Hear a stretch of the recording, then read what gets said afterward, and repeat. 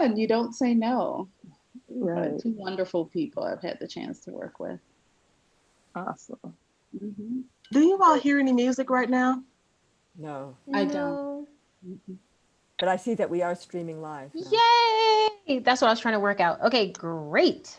I'm gonna chime on over to our YouTube page too to check it out. Okay, I'm excited. I was trying to work that out.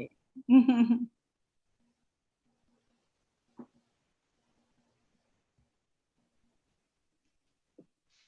Okay, perfect. No, not yet. I hear something very faintly now.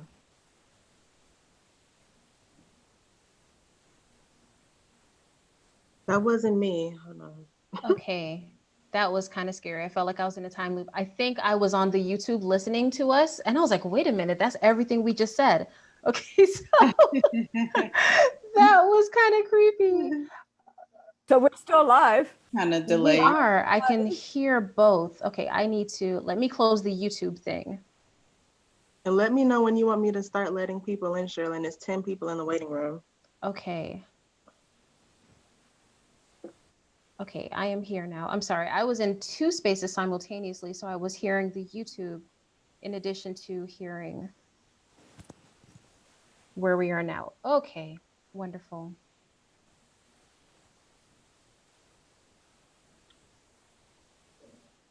Let me.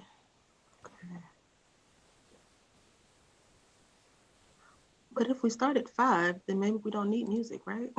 Correct. So, Christina, I can't record while I'm sharing my screen. Would you mind selecting the record button? And whenever you are ready, you can start letting people in from the waiting room.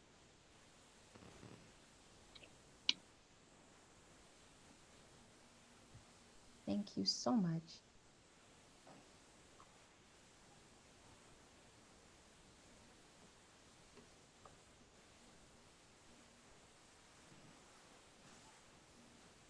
Good afternoon, everyone, and thank you for joining. We will begin in just a moment.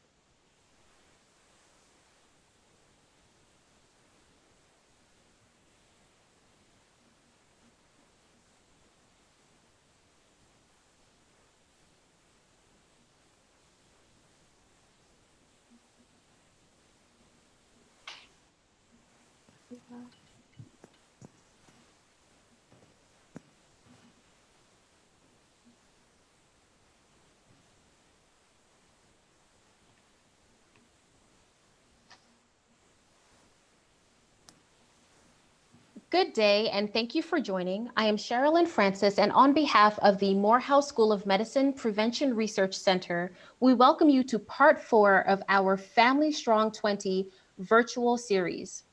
Additionally, we invite you to connect with us via your favorite social media channel using the hashtag FamStrong20. The mission of the MSM PRC is to advance scientific knowledge in the field of prevention in African American and other minority communities, and to disseminate new information and strategies of prevention. The MSM PRC strongly holds to the applied definition of community based research, which is dynamic, emphasizes community and research entity partnerships, is focused on prevention, is tailor made, is ethnically and culturally focused, and prioritizes health policy to advance health equity. I now present to you today's session entitled The Context, Racism and Health Disparities, presented by Dr. Kamara Jones and Ms. Yvonne Lewis. And we will begin by having Dr. Jones and Ms. Lewis introduce themselves. I'll go first. I'm Dr. Kamara Jones. I am living here in Atlanta. I'm a family physician, an epidemiologist, and an anti-racism activist. And I am a past president of the American Public Health Association, and I'm really delighted to be here. Good afternoon. My name again is Yvonne Lewis, and I'm so excited to be here this afternoon. I have a kind of a varied background. I have a bachelor's in business administration, and then a bachelor's in clinical community psychology, and working to complete a master's in health education. I share that because it is this journey that got me to where I am today to talk to you about this issue of racism and health disparities. So I'm looking forward to our conversation today. Thank you, Dr. Jones and Dr. Lewis.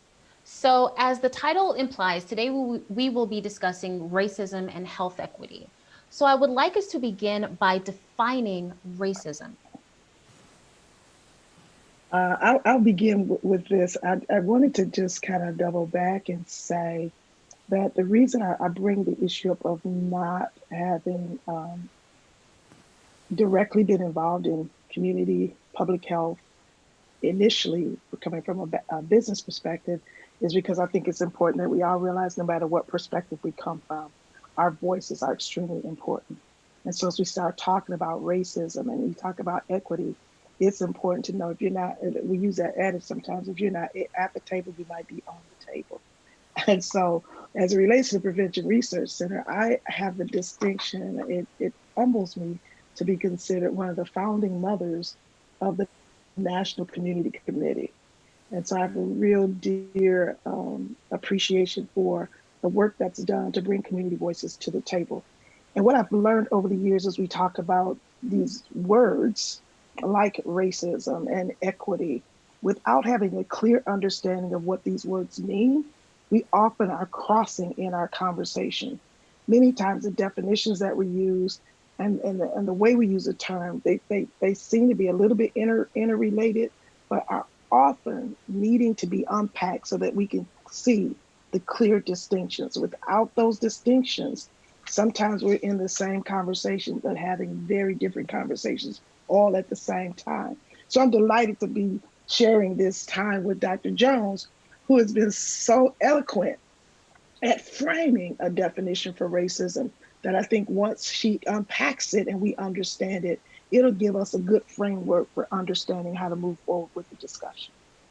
Well, thanks, Miss Lewis, who Yvonne and I have known each other a long time. So, Yvonne, you call me Kamara. I'm going to call you Kamara. Right. Okay.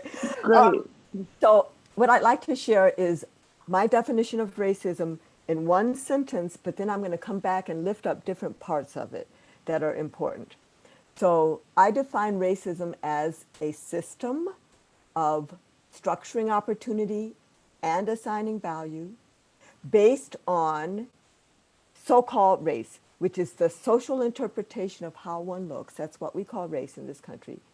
That unfairly disadvantages some individuals and communities. That's what we think of when we hear the word racism. Unfairly advantages other individuals and communities, the whole issue of unearned white privilege, and saps the strength of the whole society through the waste of human resources. So let me go back and pick up some of the pieces. The most important part, well, there are three, okay, there are five important parts to that definition. The first important part is that racism is a system. It is not an individual character flaw. It is not a personal moral failing. It's not even a psychiatric illness, as some people have suggested, although it can show up in all of those ways. But in its essence, it is a system of power. And what is this racism doing? It's doing two things. It's structuring opportunity and it's assigning value, right? So it structures opportunity in terms of the quality of housing in the neighborhoods, you know, and even the fact that many of us are so segregated into disinvested neighborhoods. It structures opportunity in terms of the schools that and the investment in the schools and you know, all of that in the environment and all of those. So it structures opportunity. Sometimes we sleep on the other part of it, which is how it assigns value. But we didn't sleep on that when that police officer choked the life out of George Floyd with his knee for 8 minutes and 46 seconds with equanimity. Glasses up on his head, hands in his pocket, like he didn't care what he was doing. That's a value thing. So it does those two things. Based on what? Based on so-called race. Race is not biology. Race is not social class, although because of structural racism, it's associated with social class in this country. It is not culture. All race is the social interpretation of how one looks in a race-conscious society. And somebody could come over here from Australia, but if they're brown skinned and all, they would be called black. You know, like this. So this race thing, any of us listening today, we could go to some other part of this earth and have a different so-called race. I've experienced that. And you know, you look at me and I guess I'm a light-skinned black woman, but in Brazil, there's some places in Brazil where I'm white. There's some places in South Africa where I'm colored. Here I'm black. And if I were to stay in any of those places long enough, then my health outcome would become that of the group to which I've been assigned, even though I would have the same genes in all of those places. And I have to say, it's not just because of my complexion. Every single person listening to my voice today, there is some other place on this earth where your so-called race is different from how you are living it today.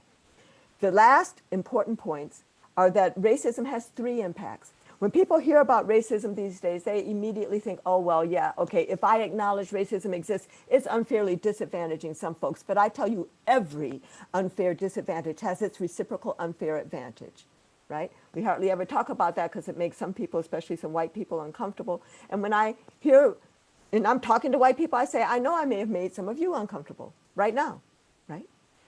But I used to sort of apologize, shake it off. I'll tell you some stories. I don't say that anymore. Now I say, if anybody feels uncomfortable, all of us, we need to lean into our discomfort, because for each of us, the edge of our comfort is our growing edge. But that third impact of racism, the fact that it saps the strength of the whole society, that's the point that we don't really understand deeply in this society. We need more media stories about that. We need more data collection.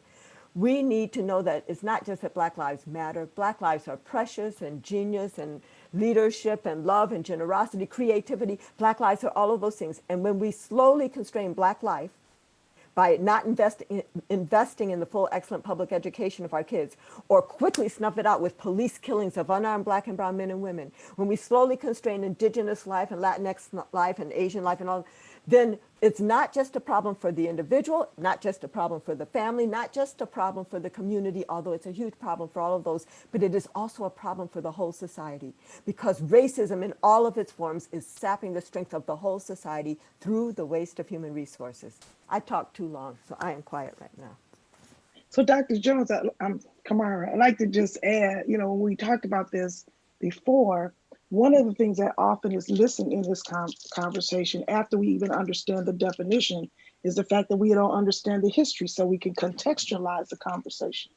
Because of course, in the United States of America, though there are differences across the world, but in the United States of America, there's something uniquely different about how Black people, African-American people are considered, because when we came over from Africa through the diaspora, we were not considered as human beings, even constitutionally.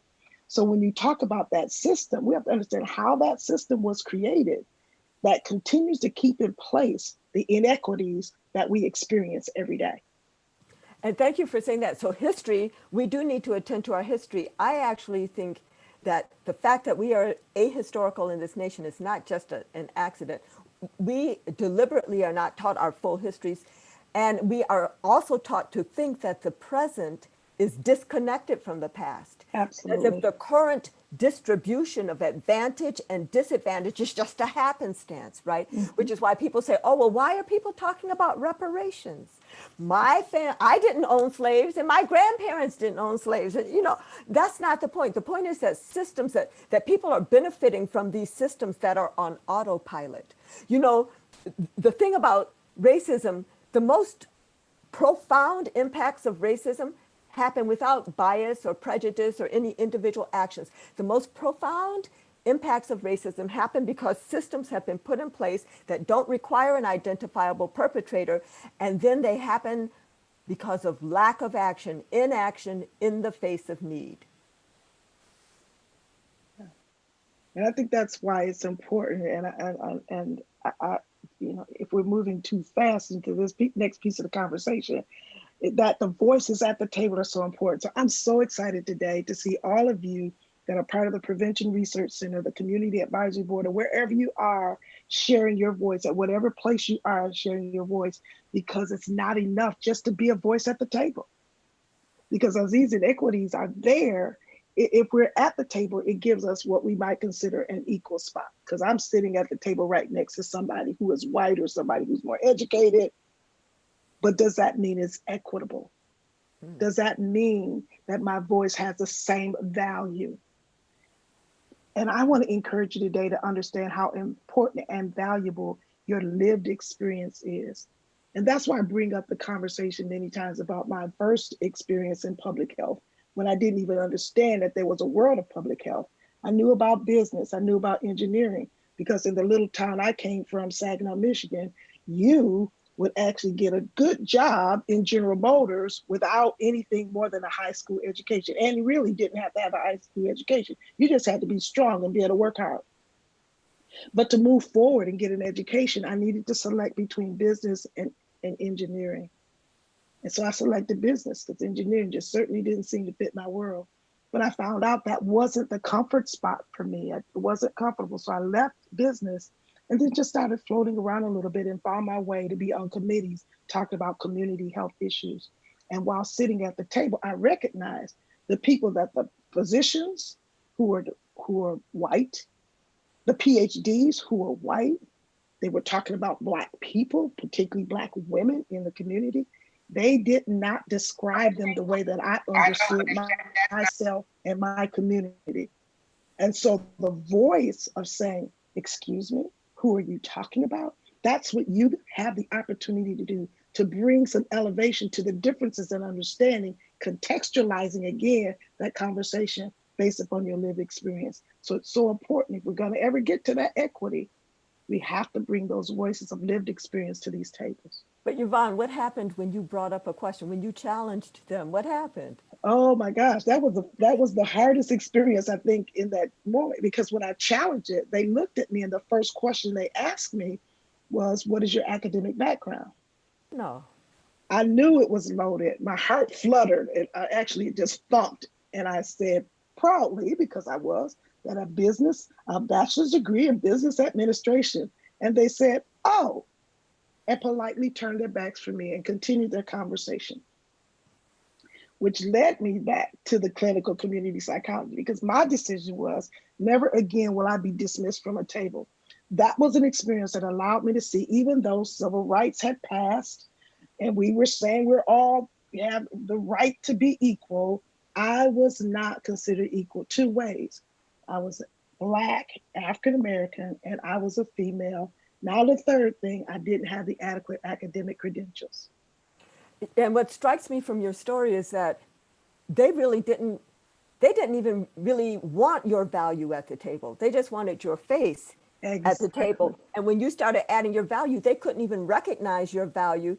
It made them uncomfortable, right? And instead of them leaning into that discomfort, they tried to figure out a way to dismiss you.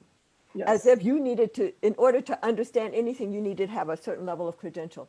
So that makes me, this is an interesting conversation, because sometimes when I'm talking to these big groups and I say, well, we need to, one of the ways that racism works is who's at the table, who's not, what's on the agenda, what's not. That's kind of the structural piece of it. And I say to these people, whenever you find yourself at a decision-making table, your first job is to look around and say, who's not Who's here, not at the who table? has an interest in this proceeding? And then your job is not just to represent their interest, your job is to create space at the table, to find them a way to the table. But that is insufficient, because they may find people a way to the table, but then feel so smug that they know everything that they need to know. They were just doing this because, well, it looks good, right? Or maybe you're going to vouch for them in the community so they can do another study in that community. Exactly. Right, right, right. Exactly. So how do you think we need, when community folks or Black folks or any kind of folks find themselves at these kind of foreign tables where we're new to them, how do you think we need to go? Is it that we need to have at least two of us there? Do we need to have a pre-meeting with some people we know who are going to be at, what should we be doing? Well, I like and listen to. I love your gardener's tale, because and then the other examples that you give, because just to have one voice isn't sufficient. But that one voice does have the opportunity to open the door for other voices. So I think one of the things we have to do is, if we have a seat at the table, is to open up an opportunity for somebody else to come to that table. So you're not alone. Many times I've found that I have to get support from community even before I can open that door to get somebody else in there. So that even when I'm at a table where I may be the only one, I know I have voices behind me that support the voice that I'm bringing to the table. So even if I'm the lone voice physically, I'm never the lone voice in my being, because I have other voices that have joined me. So I encourage us not to isolate ourselves. When you have these opportunities at the table, make sure you're talking to some other community members who can give you some good information and good feedback, good examples. So when you come to the table, you're able to say, well, in my community, this is what we say. So it's no longer just what I say, even though I may be the only face at the table. Because that leads us to the piece of the conversation. That, so how does this affect our health? So if you think about it, if you're under all this pressure to try to be the lone voice for all the Black people in the world, and I know Dr. Jones, Kamara, you've experienced this where, and I'm sure you have, where I had to tell people, I bring a perspective of the African American community, but I can't speak for every African American because my lived experience is not the same. So if we have that understanding, we bring that perspective, it helps to frame that conversation even for ourselves. So I don't bear the burden, which could cause me to have high blood pressure, hypertension, right? All of these things that cause us to be in poor health can be exacerbated about how we're engaging in these various spaces. I think that Sherilyn probably wants to jump in because she just asked us one question and we just took this conversation. I'm sorry. No, I'm having fun. But let's ask Sherilyn, are we okay? No, you all are doing a great job. I say keep it up. Dr. Akintobi has joined and she has shared a perspective about tokenism not being the answer. So I'm going to ask Dr. Akintobi to turn on her mic and join this discussion. And one, tell us, what is tokenism and why is it not the answer? So first of all, I want to say thank you so much, Dr. Jones and Ms. Lewis, for gracing us. And I think I might have frozen, so I'm going to wait. No, you're perfect. Can you all hear me? Hear you. Yes. Can you all hear me now? Yes, and see you. Okay, wonderful. So really, I'm just echoing what I heard, and I was on another webinar related to COVID and community engagement, so forgiving me for being a little late. I think it's important, and you all have said it well, we need to understand why they want us at the table. And in this era, everyone or many more entities want us at the table for the optics, right? Because this is the time when everyone needs to look like they're doing the right thing. But that's very different from doing the right thing. So I think a lot of what you said is just what I'm confirming, and that we have to understand their why. They may not know what the why should be, but I think we need to not run to these tables, but explain to them really what having us at the table should look like and the why. And some people really, and we have to educate them as to what it means. I think, Ms. Lewis, you said it beautifully. The one at the table does not reflect the perspectives of all. And that is why more than one perspective and one of us needs to be there. So I just wanted to say thank you and bring that perspective in as well. And Dr. Akintobi, Tabia, I want to just lift off two more things of what you just said. So it's my observation that people who set decision-making tables actually think that they have everything they need, all the knowledge they need in the world right there. And if you bring something else, they won't even accept that as knowledge. They might accept it as a threat or something. Mm-hmm. And the reason they think that is that they have perhaps a limited life experience. You know, everybody's in some kind of bubble of experience. And they may not even know that you are living just across town, but you're just as kind, funny, generous, right, hardworking, smart as they are, but living in very different circumstances. They don't even know about the different circumstances because each of us is in a bubble, but very often some bubbles are very protective of staying in that bubble. Right. So it's two things about it. People do not know what they don't know. They don't know that there's more knowledge to be had in the world. They actually don't maybe walk in the world understanding, as Dr. David Satcher has said, that everybody has something to teach and everybody has something to learn. So they may not understand that. And they may have never ventured into any other part of town to understand our common humanity living in different circumstances. Yes. So that gets me to an idea about bubble bursting, and how institutions, how people could participate in bubble bursting. I don't know if you guys want me to say more about that, or you already have an idea of what I'm talking about. I guess like Peace Corps or AmeriCorps does bubble bursting for people. You know what I'm saying? For people who may have grown up a certain way and then they're working in another community for 1 year, 2 years, 3 years. Churches sometimes share services, and that does a little kind of temporary bubble bursting. But it might be that we need to really be interested in the stories of others, believe the stories of others. That's what they didn't do with you, Yvonne. They pretended to be interested in your story. Here, they invited you to the table, but they didn't believe your story and wanted to check you when you said that they were not correct. And then, after we're interested in the stories of others, believe the stories of others, we need to join in the stories of others. I think that's part of our task. Thank you. So I'm going to make a statement, and I'm going to ask that you either affirm or deny the statement. So my first statement is racism is real and it exists in American society. So that is my statement. So recognizing that racism is real and it exists in American society, how do we accomplish health equity in this environment? I'll give a first stab at that. I think we have to understand that equity is not equality. I mean, Yvonne already addressed that, that she maybe had an equal place at the table, but not equal voice. And certainly it wasn't. I've actually distilled 3 principles for achieving health equity. The first is valuing all individuals and populations equally. The second is recognizing and rectifying historical injustices. And the third is providing resources according to need, not equally, but according to need. So I think of health equity as a process, not an outcome. To get there, you need to do those 3 things.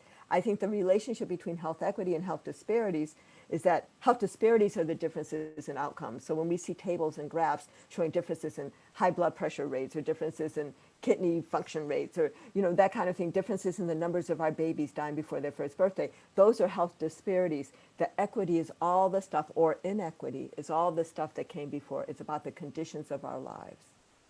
Yeah, I totally agree with the statement. Racism is real. I think I think many things, but one thing in particular is that in order to get to equitable situations, we have to work to dismantle racism. And it comes in many forms. I think one of the things I learned from the People's Institute for Survival and Beyond is that everybody was impacted by racism. Everybody gave up something. And so for us as African Americans, often we feel, I say this and it's unique, and I hope that some of you will watch this. Many times as African Americans, we walk in a room as if we have to ask permission to be there. When the converse for whites, when they walk in a room, they feel like they should be there. And so even our ability to call to question those issues that are racist in their nature, that are caused by the system, not to always be so quick to point the finger at the individual, but point the finger at the structure that causes that individual or that situation to be that way. And when we can call to question the situation, even though it's challenging, people can feel differently about it. It may not feel comfortable initially, but at least they will see that there is a system. I did a workshop the other day, and we were talking about racism. And I said, it's difficult for people even to get the words out sometimes, black and white. I mean, we stumble over them as if we don't even know how to speak. But when we're that uncomfortable, we can never get to solutions because we won't speak to the issues. And so we can get to the point where we are consistent in saying, I recognize that at 25, at 30, even at 65, I didn't create this system, but I experience it every day. And so I can't blame you for that. My dad said something to me, and this is a real quick story. But my dad said to me when I was about 6 years old, 5 or 6 years old, I had a friend that we played together all of our life before we went to elementary school. She was white, lived down the block, and here we are, a black at that time, black family living in this considered poor white community. And when we got to school, she could no longer come to play. That was when my father had to introduce to me the first time this issue of race and racism and the history of the African Black people in this country. And he said this to me. He said, I want you always to remember that even though I'm explaining it to you, that little girl did not do this to you. So even though you have to fight this fight, you have to fight it with that in mind. It's not that you personally attack an individual, but you are going to challenge the process that caused this situation to be. That makes me think of so many things, Miss Lewis, Yvonne. We're going to get this together in a minute. Right. So the first thing is that the importance of naming racism. When I was president of the American Public Health Association in 2016, I actually launched our association, and as many other communities and associations as would join us, on a national campaign against racism, which had 3 tasks. To name racism, because it's important to say the word racism, right? You could be talking about equity, inclusion, disproportionality, cultural competence, implicit bias, structural competence, race. You could be talking about a whole lot of things. But if you don't say the word racism in the context of our widespread denial in this country, then you're complicit with that denial, right? So to name racism, that's the first step. That's an important step, but it is not sufficient. In fact, last time I looked, 2 weeks ago, there were 84 jurisdictions in 19 states, counties or cities that had declared racism to be a public health crisis. And now the question is, and now what? What are they going to do? Right? So the first step is to name racism. The second is to ask the question, how is racism operating here? Not is racism operating here. I agree with you, Sherilyn Francis, that it's not, racism exists. So it's not, is racism operating here? How is racism operating here? And when we ask that question, we're looking at the mechanisms of institutionalized racism in our structures, policies, practices, norms, and values, where these are different elements of decision-making. Structures are the who, what, when, and where of decision-making, especially how we were talking about it just now. Who's at the table, who's not, what's on the agenda, what's not. And if structures are the who, what, when, and where of decision-making, policies are the written how, practices and norms are the unwritten how, and values are the why. So that second step is to ask, how is racism operating here in my child's school, at my workplace, with police killings of unarmed Black and brown men and women, with the disproportionate impact of COVID-19 on communities of color, and identify levers for intervention. This is how you're trying to identify targets for action. The third step, after you have done all of this investigation, this thinking, this brainstorming, identification, is to organize and strategize to act. Because the question should never be, what can I do? The question has to be, what can we do as a collective? So that was that thing. You also reminded me of a story that I'd like to tell maybe before we end. I'd like to talk about my cement factory, but I don't want to do it right now. I want to save that for later in our conversation. Okay, well, we are actually pretty close to the end of our time, but I do have one more question. Actually, I have 50 more questions, and I will say to the family who is on today's meeting, if you have questions for Dr. Jones, Ms. Lewis, Dr. Akintobi, if you have a topic that you just want to discuss amongst the family, please submit your questions via the chat pod. Also, you are free, turn on your camera, turn on your mic. You can dialogue with today's panelists, and we can engage in the discussion around racism and how. So my question is, Dr. Jones, I actually have 2 questions. One, myself, as a woman of African descent, living in America, can I be racist? Why'd you say Dr. Jones? You should give that to Dr. Sorry, Dr. Jones and Ms. Yvonne. Oh my God. Dr. Akintobi, can I be racist? No, you can have prejudices, which are different ideas. You can discriminate different action, but racism is a system. You have not created or own or control this system.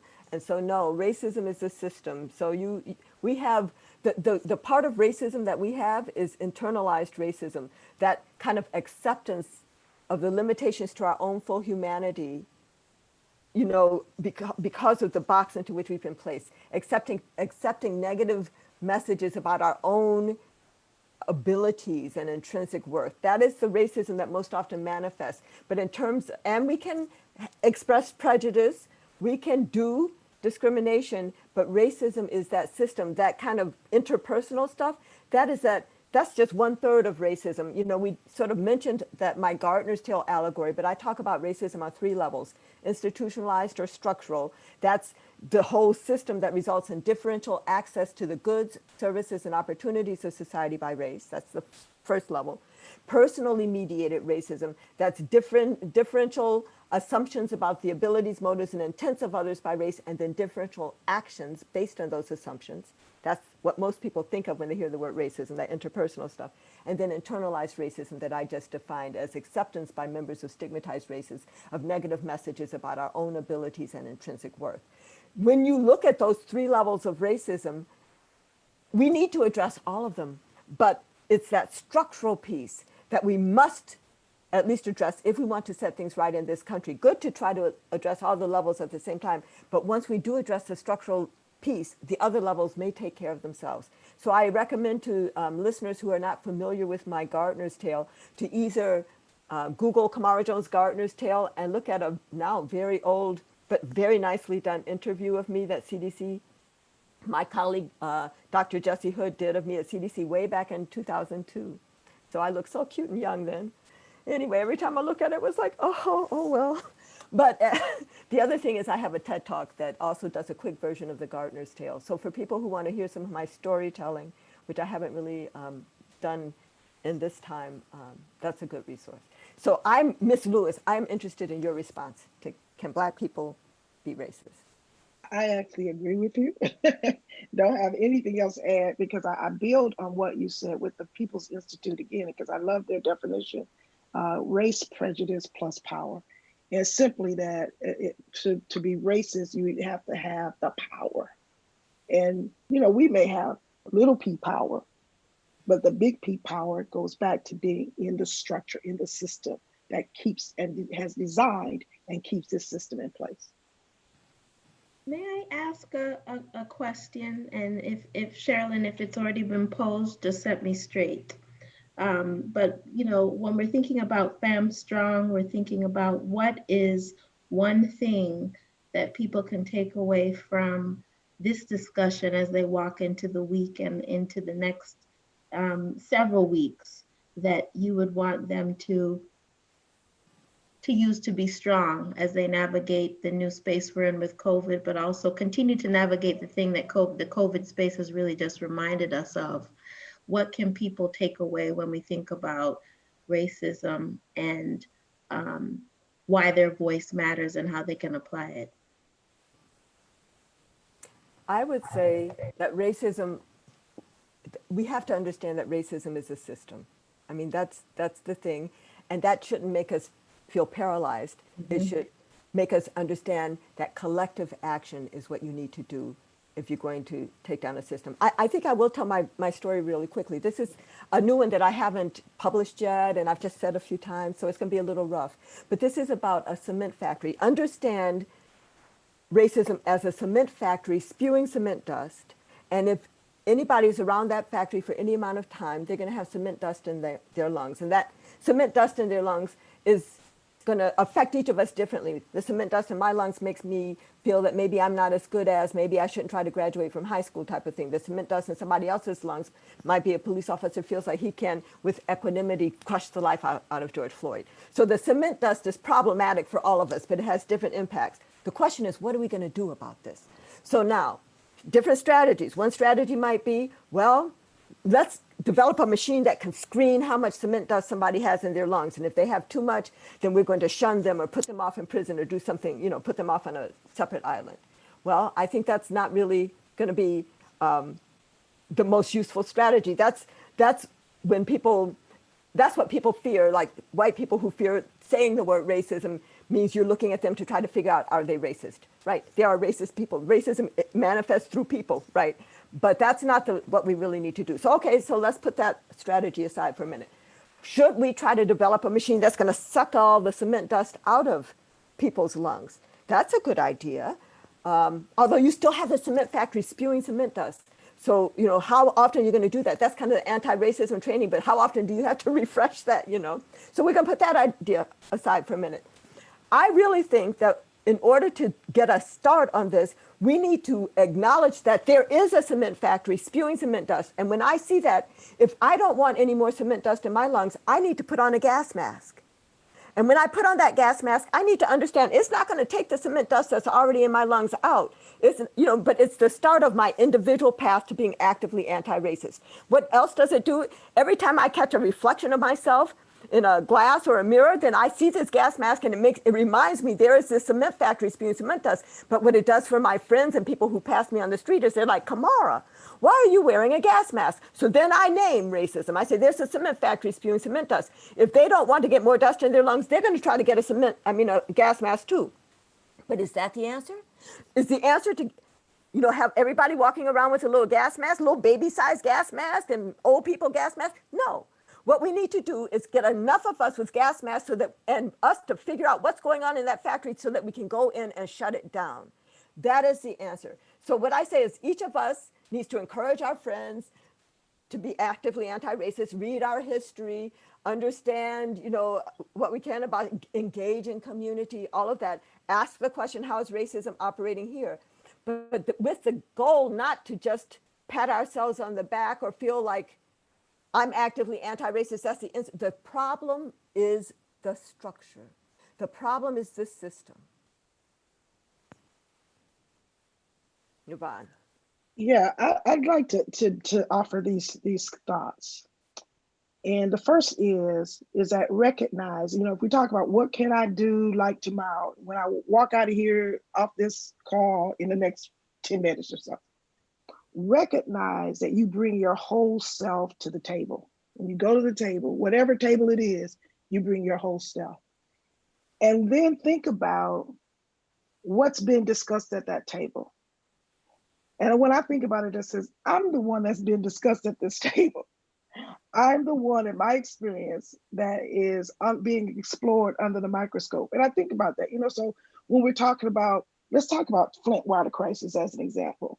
And people coming from all over the nation, taking pictures and talking about the Flint water crisis. I'm the one that they're talking about. So what is it that I bring to the table that I want people to consider to make a difference? But my voice counts, my experience. I can't speak as a person that it was a single parent, because I was not a single parent when my children were small. But I bring other things to the table. But if you're a single parent, you bring that to the table. You talk about what impact that these things are having on you and your family.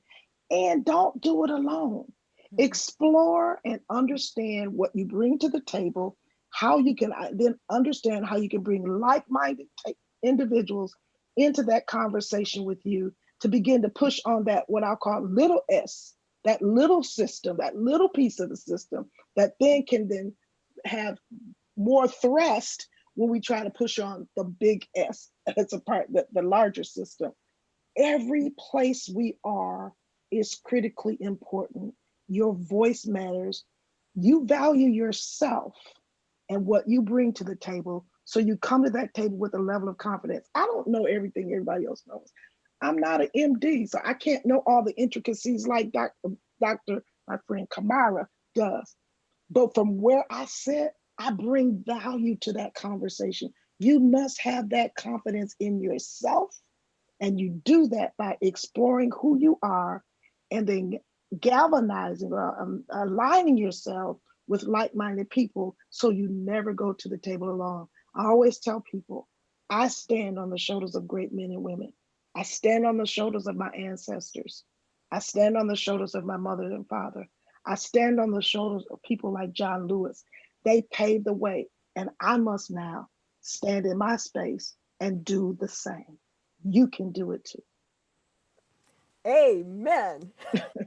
May we also say that people need to be sure you're registered to vote, need to make sure all your family's registered to vote, check these things out. We need to vote. And we need to make sure that we're represented in the census. So these are other specific things. When you talk about standing in your power, we need to protest. Yes, that when you protest, you're going and you're standing there, you're saying, see me, count me in the number. But we also need to do that in terms of the census, and we need to do that in terms of voting. Yes, yes. Well, thank you. I feel like we can continue this conversation for the rest of the week, but we have exceeded our time allotment for today's session. But this was a phenomenal and engaging and highly informative and just amazing discussion. So thank you, Ms. Lewis. Thank you, Dr. Jones. Thank you, Dr. Akintobi. Thank each of you for attending today's family meeting. Thank you, Dr. Yancey. Thank all of you. So as we close out today, on behalf of the Morehouse School of Medicine Prevention Research Center, we thank you for attending today's session, Dr. Jones and Ms. Lewis. We thank you for being phenomenal panelists today. To all of our family members on this call, we again invite you to find the Morehouse School of Medicine Prevention Research Center on your favorite social media platform. That does include LinkedIn, YouTube, Twitter, Instagram, Facebook. You can use the hashtag FamStrong20 and find us in all of those spaces. Additionally, you can simply search Morehouse School of Medicine PRC and we will be there. Also, the recordings for each of these sessions, including today's discussion with Dr. Jones and Ms. Lewis, can be found on each of these social media platforms. And we wish you a wonderful afternoon. Thank you. Thank you. Bye, everybody. Yvonne, I love you. It was good being with you. Love you too. Big hug, big hug. I appreciate you all for the opportunity. Thank you all so much. Bye-bye.